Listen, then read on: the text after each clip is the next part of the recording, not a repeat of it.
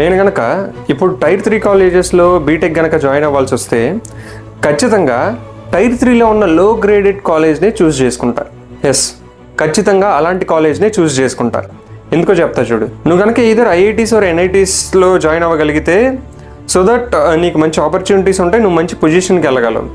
అలా కాకుండా నువ్వు టైర్ 3 కాలేజ్లో కనుక జాయిన్ అవుతుంటే ఈధర్ త్రూ ఎంసెట్ కానీ లేదా టీఎస్ సెట్ కానీ ఎలా అయినా సరే నువ్వు ఖచ్చితంగా ఆల్మోస్ట్ మంచి కాలేజ్ కోసమే రీసెర్చ్ చేస్తావు అండ్ మంచి కాలేజ్లో జాయిన్ అవుతావు.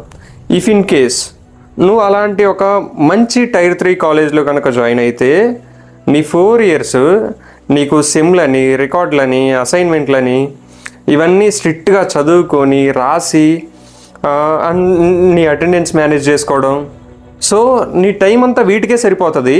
అండ్ నీ స్కిల్ నేర్చుకోవడానికి నీకు చాలా తక్కువ టైం దొరుకుతుంది. అలా కాకుండా నువ్వు కనుక ఈ టైర్ 3లో లో గ్రేడ్ కాలేజ్లో కనుక జాయిన్ అయితే ఎగ్జామ్స్, అటెండెన్స్ ఇలాంటివన్నీ మేనేజ్ చేసుకోవచ్చు.